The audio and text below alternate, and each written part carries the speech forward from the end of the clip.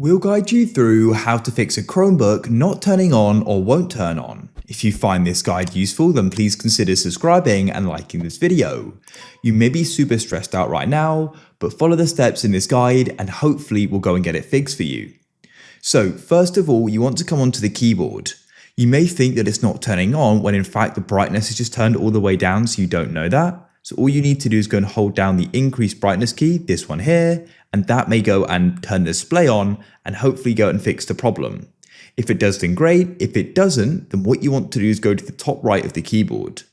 Once again, this could be some type of glitch. So what you want to do is go and hold down the power button here, pretend my screen is black, hold it down for around 10 seconds. After that time has passed release, just go and wait 10 seconds now. And then what you want to do is simply go and tap the power button like so.